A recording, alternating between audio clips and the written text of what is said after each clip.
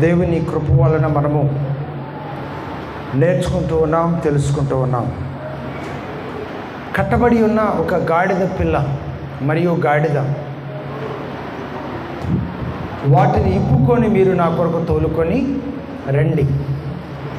ఎవరైనా ఇది ఎందుకు మీరు తోలుకొని వెళ్తున్నారు అని మిమ్మల్ని అడిగినట్లయితే మీరేం సమాధానం చెప్తారు? ఇది ప్రభువునకు కావలసి ఉన్నదని చెప్పుడి.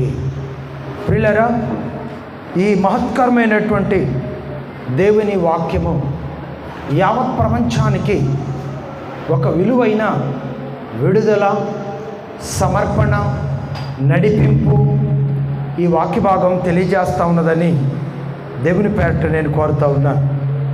కట్టబడి ఉన్నప్పుడు ఆ గాడిదకు విలువ లేదు. కట్టబడి ఉన్నప్పుడు ఆ గాడిద మరుగై ఉన్నది. కట్టబడి ఉన్నప్పుడు ఆ గాడిద శ్రమలకును, హింసలకును, బాధలకును, బలహీనతలకును బానిసై ఉన్నది. ప్రియులారా, దాని కట్టబడిన విధానము, చాలా బంధింపబడిన విధానము, విడుదల లేని, సంతోషము లేని, సమాధానం లేని విధానముతో నింపబడి ఉన్నది.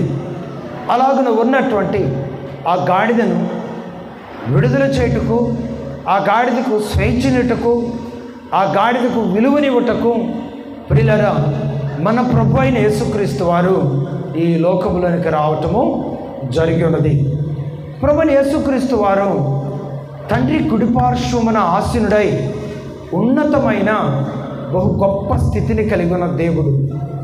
తండ్రి ఎదుట పరిశుద్ధుడు, పరిశుద్ధుడు, పరిశుద్ధుడని గాన ప్రతిగానములు పొందుకుంటూ ఉన్న సజీవుడైన దేవాది దేవుడు మన ప్రభు అయిన యేసుక్రీస్తు వారు. మరి ఎందుకు ఈ లోకంలోనికి వచ్చాడు? ఆయన కట్టబడి ఉన్న ఒక గాడిదను విడిపించి దానికి ఒక విలువనిచ్చినట్లుగా ఈ లోకములో పాపముల ద్వారా, అపరాధముల ద్వారా చచ్చిపోతూ నశించిన దానికి సమీపస్తులమై నరకాగ్నికి దగ్గరగా ఉన్న మనందరినీ తప్పించడానికి పరిశుద్ధుడైన దేవుడు ఈ లోకంలోనికి వచ్చి ఉన్నాడు అనే వాస్తవాన్ని మనం గమనించాలి. ప్రియులారా, మన బ్రతుకులు ఎలాంటివి? కట్టబడినటువంటి గాడిద ఎలాగైతే ఉన్నదో మన బ్రతుకులు కూడా అలాంటివి.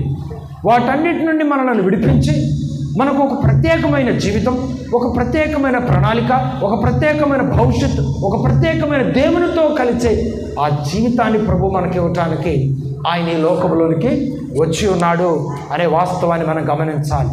అలాగే ప్రియులారా, మన కొరకు శ్రమ పడటానికి ఆయన ఈ లోకంలోనికి వచ్చిన తర్వాత చివరిసారిగా యెరూషలేములోనికి ప్రవేశించిన సందర్భం ఇక్కడ మనం గమనిస్తున్నాం. చివరిసారిగా యేసుక్రీస్తు ప్రభు యెరూషలేములోనికి ప్రవేశించిన సందర్భాన్ని లేఖనాలు దేనితో పోల్చి ఉన్నాయి?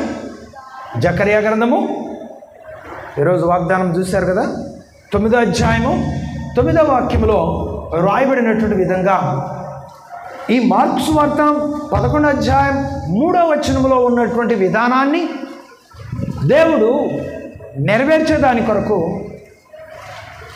ఆది కాలంలోనే ఒక ప్రత్యేకమైన ప్రణాళికను కలిగి ఉండి, ఆ ప్రణాళిక ద్వారా ముందుగానే ప్రభు ఎలా ఈ లోకంలోనికి రాబోతున్నాడో ఒక ఉన్నతమైన ప్రకటన చేసిన సందర్భం ఈ వాక్యములో మనం గమనిస్తున్నాం. ప్రియులారా, జకరియా గ్రంథము 9వ అధ్యాయం 9వ వాక్యం పైకి తీసుకుంటే ఎదురుగా,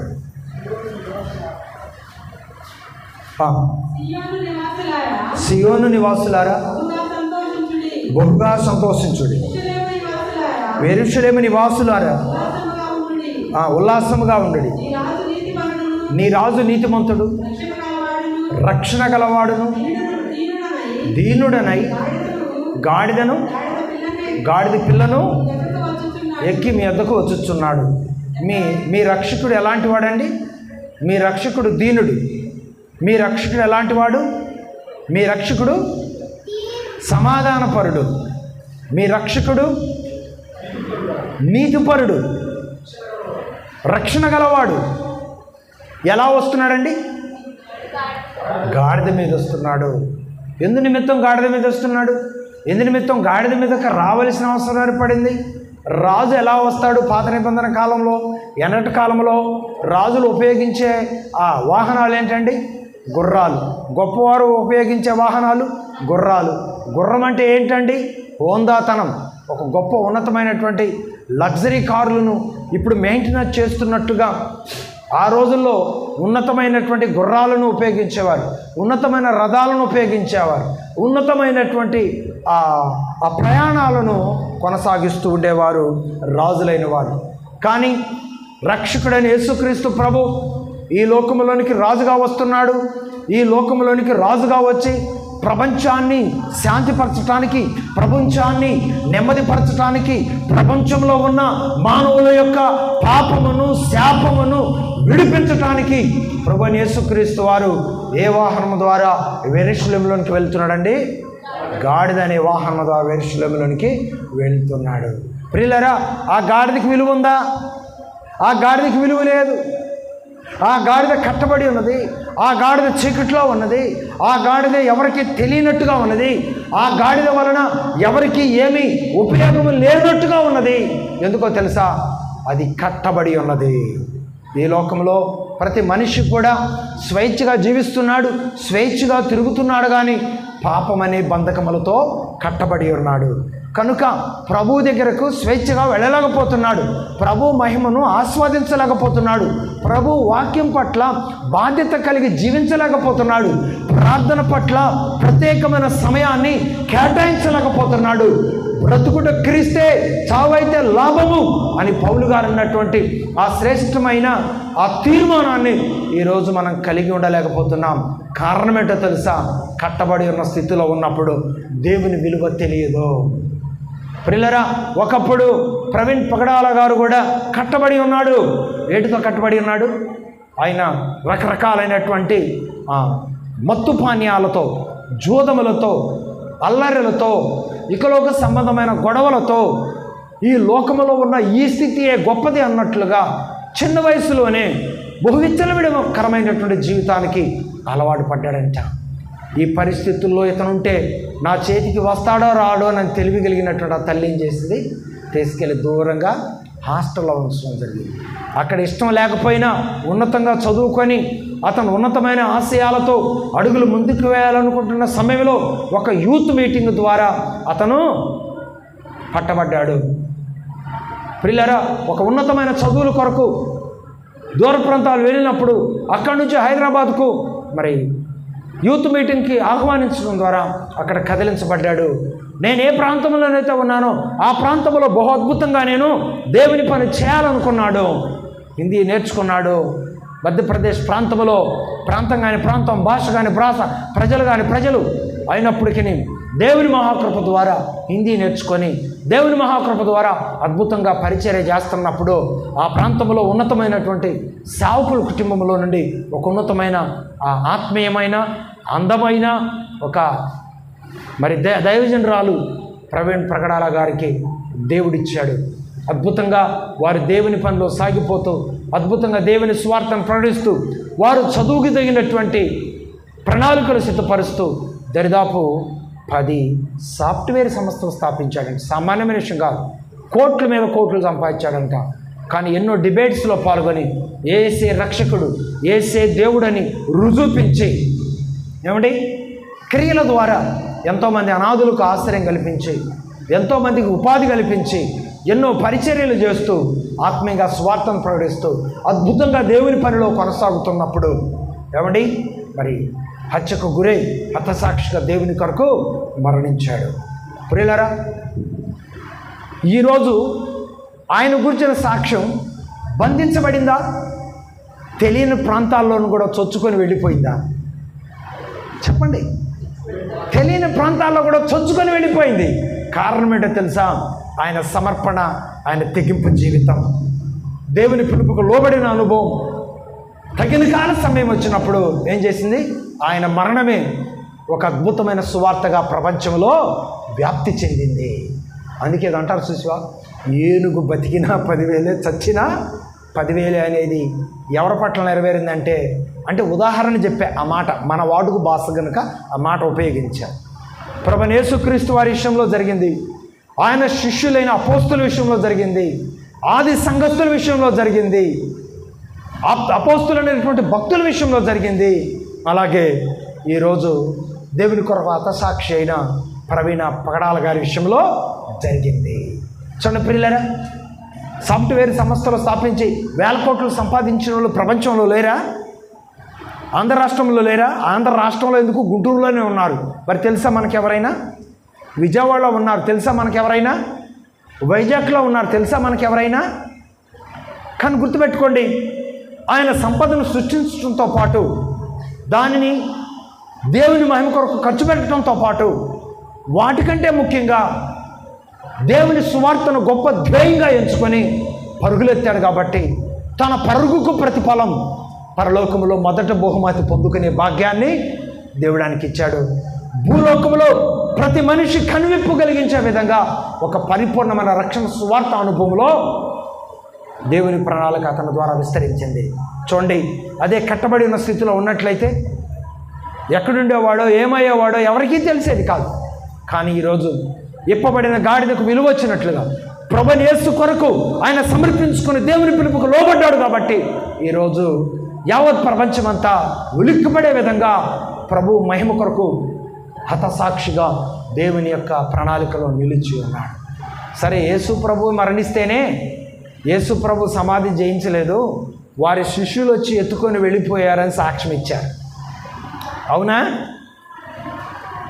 ఈరోజు ప్రవీణ్ పగడాల గారి గురించి టీవీల్లో వస్తున్నటువంటి ఎన్నో వ్యతిరేకమైన ఆ వార్తలు క్రైస్తవుల హృదయానికి కాదు కదా, శరీరానికి కూడా టచ్ అవటానికి వీల్లేదన్నమాట. ఎందుకంటే దేవుని మహిమ ఆ విధంగా విస్తరించుతాయేమోనని చెప్పి ఎందరో కనుమరుగు చేయటానికి తప్పుడు సమాచారాలను మోపి సాక్ష్యాన్ని కనుమరుగు చేయటానికి ప్రయత్నం చేస్తున్న వారి ఆ మాటలను ఎవరు నమ్మకూడదు? చెప్పండి, ఎవరు నమ్మకూడదు?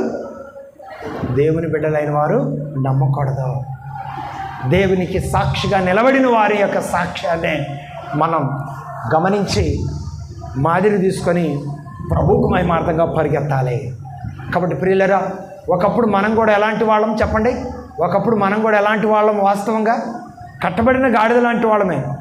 ఈరోజు మనమంటూ ఒక విలువైన లైఫ్ను మనం అనుభవిస్తూ అడుగులు ముందుకు వేస్తున్నామంటే ఈరోజు ఆదివారం వచ్చింది, మనకు ఒక ఉన్నతమైనటువంటి పండుగలాగా చక్కగా స్నానాలు చేసుకొని కుటుంబం అంతా రెడీ అయ్యి పరిశుద్ధ గ్రంథాలు చేతపట్టుకొని ఒక ఉత్సాహంగా, ఒక ఆహ్లాదకరంగా మనం ప్రభు దగ్గరకు వచ్చి దేవుని ఆరాధిస్తున్నప్పుడు, దేవుని గణపరుస్తున్నప్పుడు, దేవుని కొనియాడుతున్నప్పుడు ఎంత ఆనందంగా ఉందండి, ఎంత ఆనందంగా ఉందండి. మరి మీరు చక్కగా పాడి ప్రభువుని స్తుతిస్తూ ఉంటే ఎంత ఆనందంగా ఉందండి. ఇది ఎవరిచ్చిన భాగ్యం? దేవుడిచ్చిన భాగ్యం. ఇది మనకెంతో గొప్ప ధన్యత. మన కెరీర్లో మనం స్థిరపడి మన జీవితకాలం అంతా కూడా కోట్ల మీద కోట్లు సంపాదించినా ఇదిగో దేవుని పేరట మనకు దేవుడిచ్చిన స్వేచ్ఛ, దేవుని పేరట దేవుడు మనకిచ్చిన ఘనత, దేవుని పేరట దేవుడు మనకిచ్చిన రక్షణ సంకల్పం, దేవుని పేరట దేవుడు మనకు అనుగ్రహించిన సమాధానం, సాక్షి జీవితం ఈ ప్రపంచంలో మరి ఏది కూడా మనకు ఇవ్వలేదు.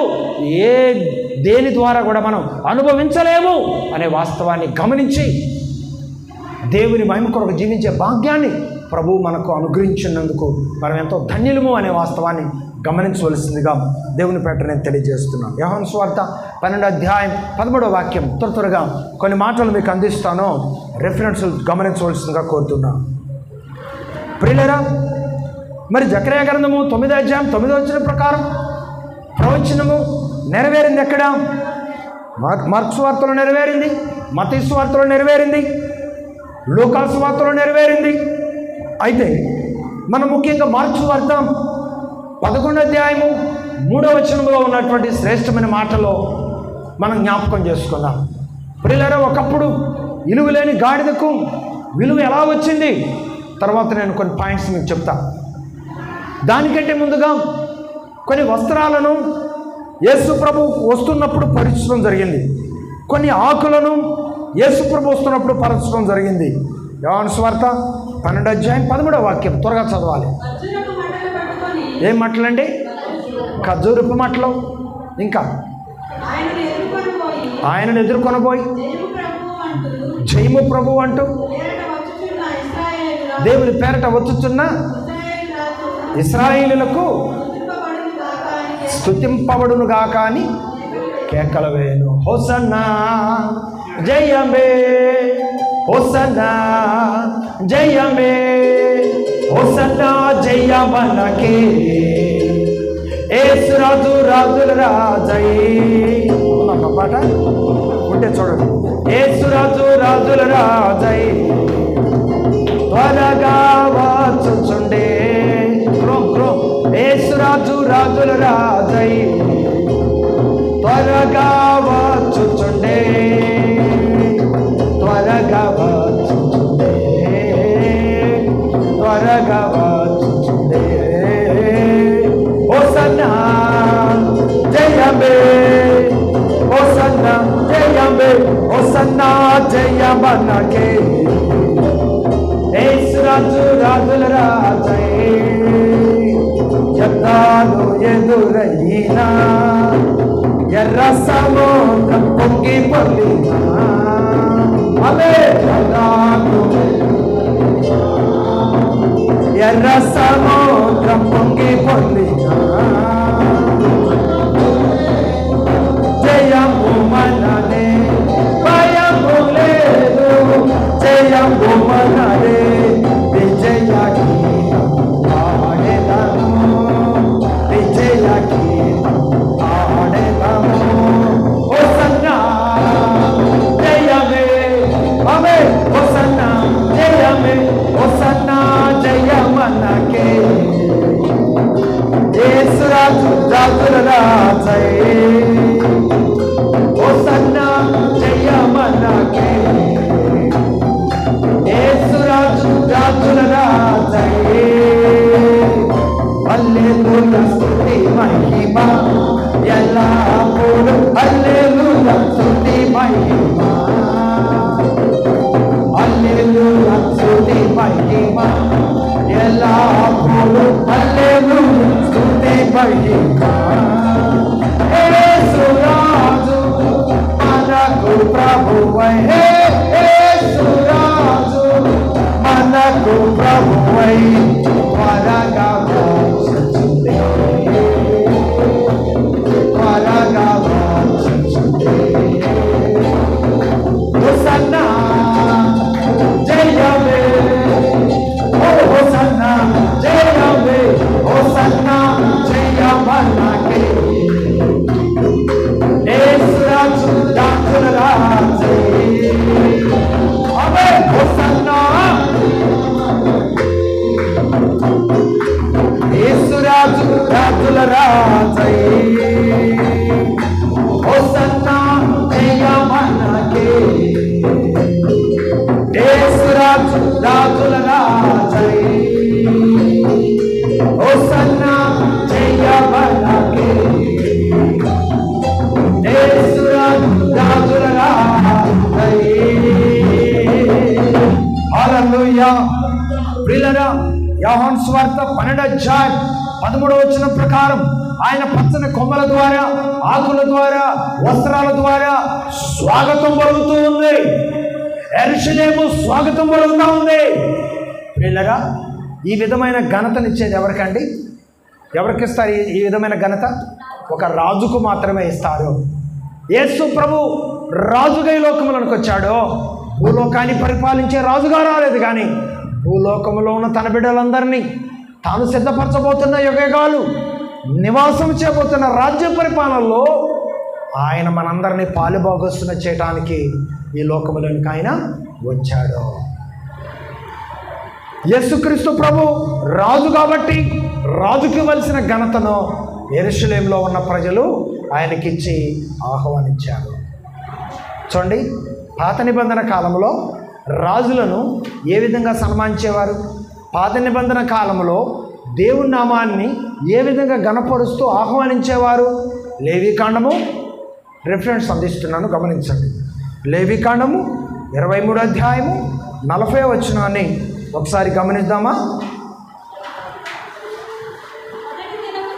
లేవీకాండము 23:40 అమ్మ. మొదటి దినమున వినండి, ఏమేమి కావాలంట? రబ్బ పట్టలు, ఈత మట్టలు, ఏంటమ్మా? గొంజి చెట్ల కొమ్మలను, ఎవరైనా డాక్టర్ గారు చదువు, మైక్ ఉంది నీ దగ్గర. ఏంటిది అది? ఆ మైక్ ఆన్ చేసుకో.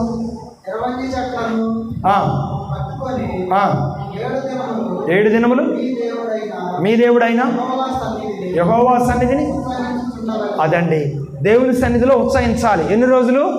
7 రోజులు. ఈ చెట్లకు సంబంధించిన ఆ విలువైనటువంటి చెట్ల ఆ ఆకులన్నిటితో మీరు చక్కగా దేవుని గణపరచాలి. హోసన్నా జయమని దేవుని కీర్తించాలి. అది పాత నిబంధన కాలపు చట్టం. ఈ విలువైనటువంటి ఆకులతో ఎవరిని గణపరచాలి? ఎవరిని జయోత్సాహంతో గణపరచాలి? దేవుని మాత్రమే గణపరచాలి.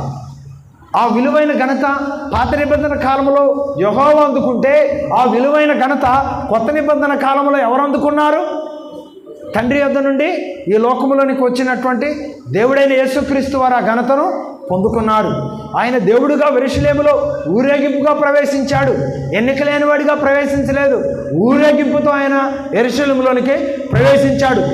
ఊరేగింపుతో ఆయన ప్రవేశించడం కాదు, ఆరిపోయిన దివిటీలను వెలిగించి వెలుగు అనేటువంటి కళలో ఆయన యెరూషలేములోనికి ప్రవేశించాడు. దేవునికి స్తోత్రం. ఎవరంటే ఆరిపోయిన దివిటీలు? లోకములో పాప బంధకాలతో నింపబడి ఉన్న మార్పు లేని మనిషి. ఏమండి, కట్టబడిన గాడిత విలువ లేని స్థితిలో, స్వేచ్ఛ లేని స్థితిలో ఉన్నది. అలాగే ఒకప్పుడు మనిషి పాప బంధకాలలో కట్టబడి ఉండగా, ఆ కట్టబడి ఉన్న మనిషిని విడిపించడానికి ఎవరు కోరుకున్నారు మనల్ని?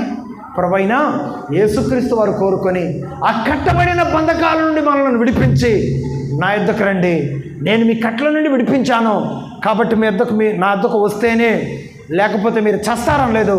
నా యొద్దకు వస్తే రక్షణ, నా యొద్దకు వస్తే అపవాది కొరకు దాని దూతల కొరకు సిద్ధపరిచిన నరకం. నా యొద్దకు రాకపోతే, నా యొద్దకు వస్తే రక్షణ సంకల్పం, నా యొద్దకు రాకపోతే అపవాదికి దాని దూతల కొరకు సిద్ధపరిచినటువంటి నరకం ఉంటుంది.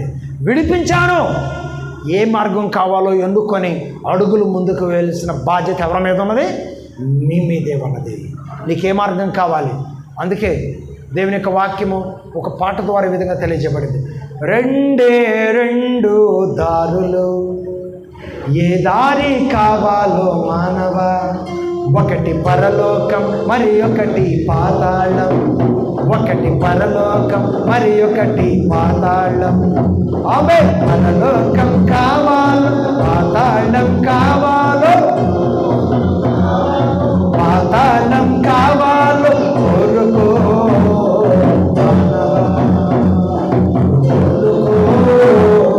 మానవా. 2 దారి కావాలి మానవా, ఏ దారి కావాలి మానవా. ప్రభు విడిపించాడు. నీకే మార్గం కావాలో కోరుకోమన్నాడు. కృతజ్ఞత కలిగి దేవుని మార్గం కోరుకున్నావా? అద్భుతాలు చూస్తావు. దేవుని మార్గాన్ని కోరుకోకుండా ఇష్టానుసార మార్గాన్ని కోరుకున్నావా? అపవాది కొరకు, దాని దూతల కొరకు సిద్ధపరిచిన నరకానికి వెళ్తావు. ఏ మార్గం కావాలో దయచేసి డిసైడ్ చేసుకోమని ఈ మట్లాదివారం సందర్భంగా దేవుడు మనకు ఆజ్ఞాపిస్తున్నాడు. యేసు ప్రభు యెరూషలేములోనికి ఎలా ప్రవేశించాడు?